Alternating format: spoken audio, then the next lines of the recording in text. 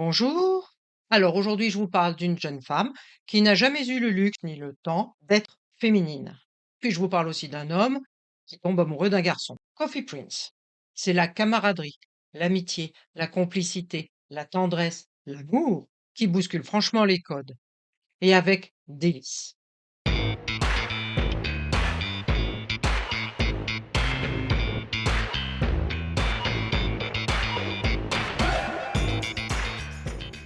Bon alors très brièvement, je vais vous parler de la réalisatrice Lee Young-joo qui est connu pour les œuvres Triple et Cheese in the Trap. Alors, Cheese in the Trap, il faudra un jour que vous le regardiez. C'est un film avec Kim Goen et Park Jin. Vraiment un film, un drama sombre. C'est un petit bijou. La scénariste, Lee Jung-ah, elle a participé au film Triple et bien sûr à Coffee Prince. Mais après, ben, on n'en entend plus parler.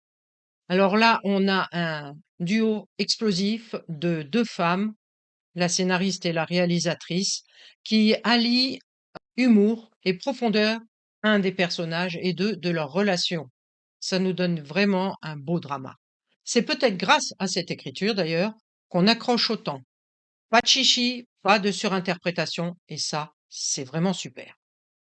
Alors pour le casting, je vous renvoie au lien dans la description, le lien sur Notijon qui est vraiment très très bien fait. Sinon, les personnages principaux, bah, on a Gong Yu, qu'on retrouve dans Squid Game, dans Goblin. Bon, bah, je crois que là où je le préfère, c'est quand même bien dans Coffee Prince. Et ensuite, on a Yoon Eun-hee.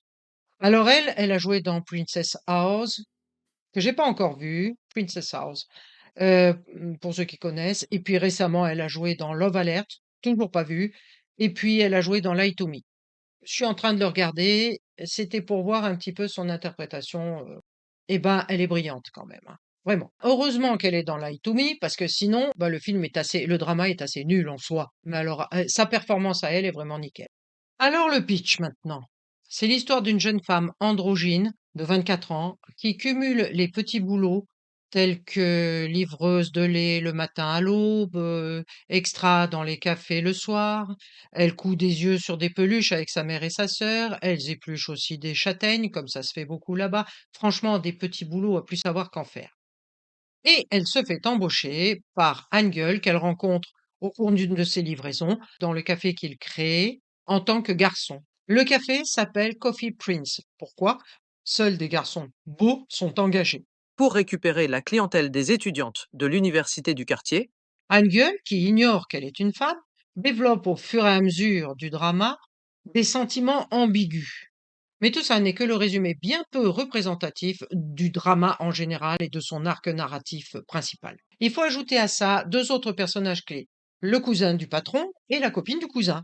Et là, c'est un véritable chassé-croisé d'attirance, de sentiments amoureux et de lutte des classes. Et tout ça sur une trame de fond, la question de chacun. Qu'est-ce que je fais de ma vie? Alors pour les acteurs, ben, que dire? Alors, j'ai déjà parlé de Yoon Eun-hee, qui a la maîtrise totale de l'androgynie. Elle a une performance naturelle. Franchement, elle est jamais caricaturale, c'est une interprétation de toute beauté. Du début à la fin, c'est un pur bonheur de voir son jeu d'actrice. Elle est exceptionnelle. Et puis, Go Eun-chan, le personnage, est exceptionnel. Pour Bong Joon, c'est un rôle pivot dans sa carrière. À partir de là, vraiment, il devient assez célèbre. On le voit aussi dans Goblin et puis dans Squid Game, bien sûr. Enfin, franchement, son meilleur rôle, c'est quand même bien dans Coffee Prince. Il interprète un jeune homme paumé, riche, mais alors aux amours compliqués. Il est toujours amoureux de la personne qu'il faut pas. Voilà. La première fois, il est amoureux de la copine du cousin et la deuxième fois, il est amoureux d'un garçon. Quant aux autres personnages, alors on a le cousin, mais qui joue à la perfection. On le retrouve dans My Mister, on le retrouve aussi dans quoi déjà? Ah oui, dans Pastad, j'ai adoré. Bon, malheureusement, il est décédé il y a 2 ans maintenant, je crois. La trame de fond de la série, c'est la Corée des nouveaux cafés à l'européenne. Ces cafés qui rappellent les bistrots parisiens des années 1950. La trame de fond de la série, c'est aussi une famille qui s'est faite autour de la torréfaction et du commerce du café. Et la trame de fond, c'est l'engouement des jeunes pour ces lieux de sociabilité, de travail et de rendez-vous amoureux, donc de flirt, quoi. C'est la deuxième vague de modernité occidentale avec des franchises comme Starbucks qui poussent comme des champignons. C'est aussi, et peut-être surtout, la Corée du travail précaire. Des petits jobs qu'on multiplie pour joindre les deux bouts. Et c'est là que Goen-chan, cette jeune femme androgyne, et Choi Hangul, ce chaebol perdu, refusant cet avenir qu'on lui trace, entraînent leur petit monde dans une chorégraphie d'amitié, de camaraderie, de complicité, d'amour et de rivalité, et de secret aussi, portée par une interprétation sans faille de tous les acteurs. Trois raisons de regarder ce film. C'est une romance moderne qui joue avec le genre sans se moquer des personnages, sans surjouer, sans cynisme, sans caricature, et aborder la différence des classes sociales. Et tout ça avec humour et brio. C'est pas seulement une histoire de genre, c'est surtout une histoire d'amitié qui s'entrecroise, une histoire d'attirance, une histoire d'amour, bien sûr, de passion. D'ailleurs, comme le dit Sacha Volkov dans J'aime, je vis, l'amour se fout du genre. Coffee Prince est une série cultissime qui dépasse largement les frontières, à ne surtout pas manquer avant qu'il ne disparaisse de Netflix comme les autres. C'est un bijou, je vous dis. Dans le même thème, les femmes qui se travestissent en hommes, on a Sung Kyung Kwan Scandal. Kim Yoon-hee se travestit en homme pour intégrer une université réservée aux hommes à l'époque de Joseon. The Painter of the Wind. C'est une peintre talentueuse qui se fait passer pour un homme pour étudier. Sauf que là, ces personnages sont fictifs, c'est tiré d'un roman.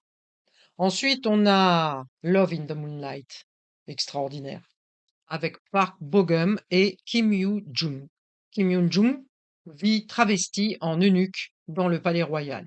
Évidemment, petite histoire d'amour entre le roi et l'eunuque. Encore une fois, un duo de choc avec Park Bo-gum et Kim Yoo-jung.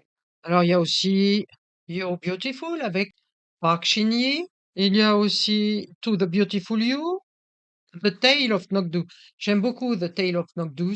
Alors là, cette fois, c'est un homme qui se travestit en femme, toujours à la période Joseon, pour échapper à des poursuivants. Voilà, on arrive au bout de ma présentation.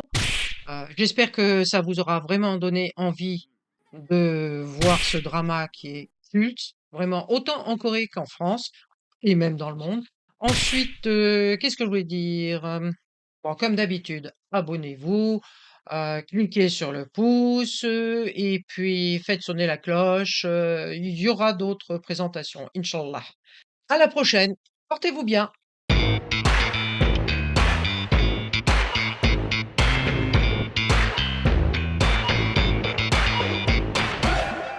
Prochain épisode, j'ai tiré au dé pour vous. Ce sera certainement la créature de Gyeongsong. Maintenant, si vous voulez participer, si vous en voulez un autre, ben dites-le. Annyeong!